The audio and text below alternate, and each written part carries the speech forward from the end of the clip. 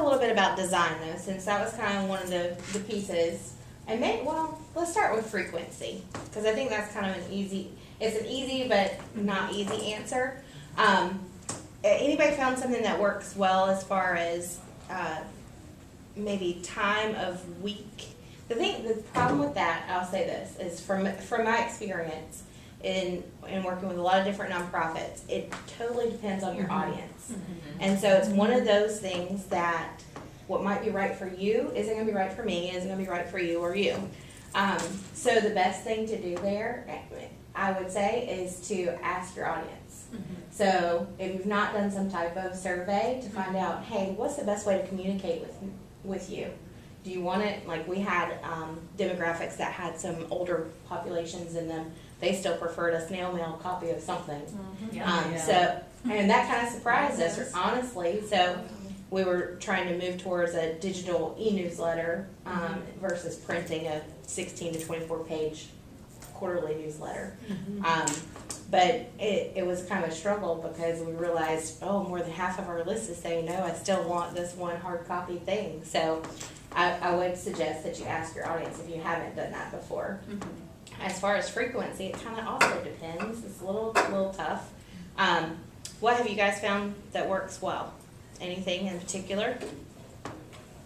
I think it depends on the topic as well. You know, so because we do a lot of support for our members, so we will email them more often with, I guess you'd call it breaking news. But if we get something from United Way Worldwide, or if we see something really cool that we want, we'll send that out, and they appreciate that.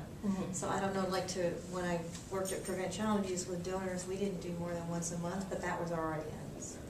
So. Yeah, and we're trying to, adjust it so that it's not always an ask, and intersperse information, and we have a lot of room for growth and improvement.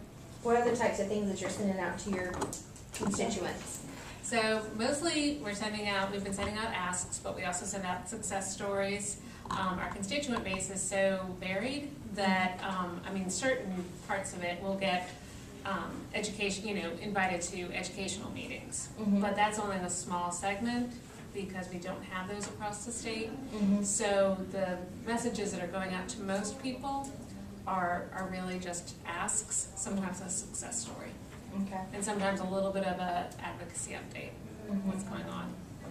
So what's the recommended practice of, and I've read this at times, percentage of ask to giving information? So it's kind of like content information about the organization, content information that people want to read, and then asking you, is there a best suggestion? I've read different materials. So. I've heard 7. Is that 7? Well, not 7 points of contact, but what percentage of that should be an ask? Like you should be giving, tell information in general, tell information about the organization, tell information in general, ask. So 1 out of 4. I've heard it's at least 3 before you make an ask, and then another 3 before you make an ask. Well, I think there is a level of expectation though with, not to say that, because I'm with that, like Gary Vaynerchuk, jab, jab, jab, right hook. So great. And then get him in the face. But to that point of audience, there is a certain level of expectation because even in our content-based emails, we have a little. Yeah, but you put more content in there, and the first thing you see is content, not Absolutely. give money, give money. Yeah. Well, there's some people who say, I've seen a lot of people doing this now, they have the donate, volunteer, whatever, the 3 buttons right at the top, it's always in the sidebar, and the donate's always there, so and I know some people say that that's best, so maybe it is just audience again, Well, and I've heard of variations of that, anywhere from probably on the higher side, like 7 to 9. Points of contact. Not points of contact, but like interspersing educational pieces with your asks. But, of those that are not the hard ask, there can be soft asks along the way where you've got, content, but there still be something there, whether it's in the sidebar or at the bottom or some type of appeal.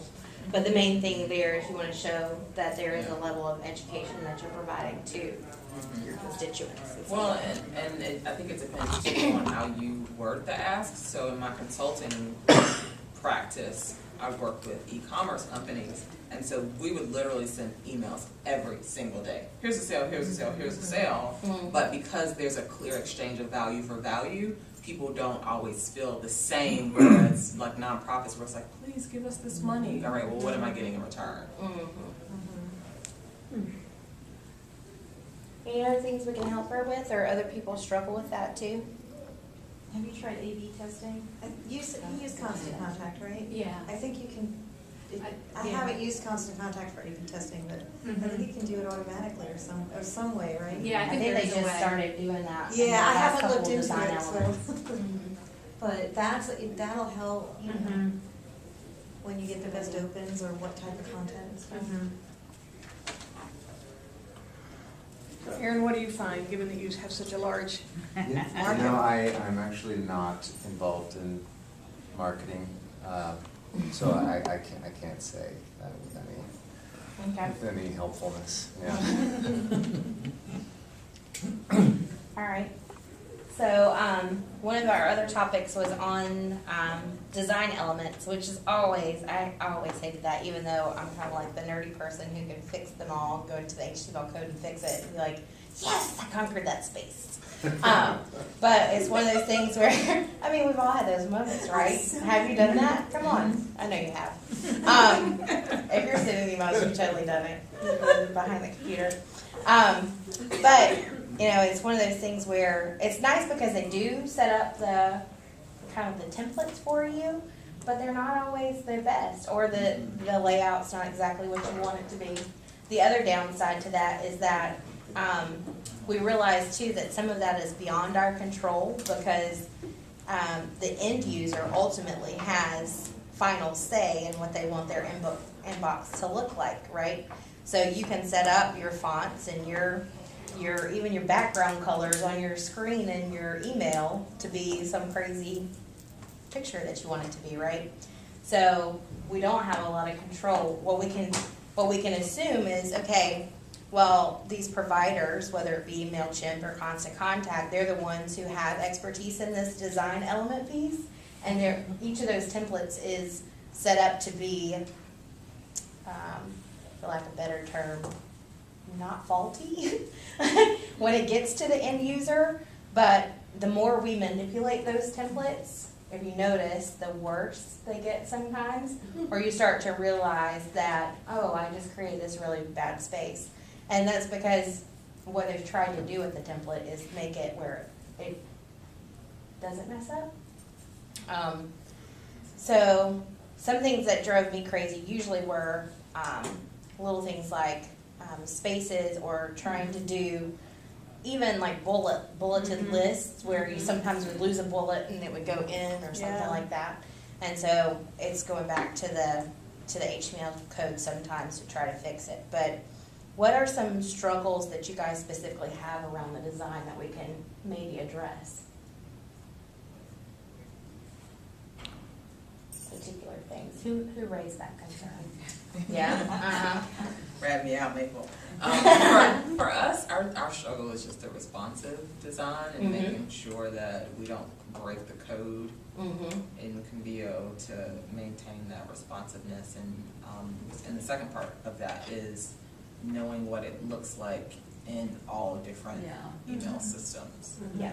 So I know there's some tools for that, but we don't regularly use them when we should. There is a list of those. I'll post those out, because that is something where you can do a check yourself. Because even though you send it to yourself, like Yeah. I know you mentioned, you might send yourself that preview and it looks one way, but if you open it up in like Office 365, it displays differently because it's being fed through the browser versus through your actual application. But I'll post those out to the thing too, tools, because those are helpful. What I found out too from a design part, one of the tricks I used to use is if our staff used to love to create the content in Word, and then we'd be copying and pasting it from Word into Constant Contact or something like that. And that was always my downfall. So if your staff is accustomed to doing that, then train them not to. What do they do it in then? So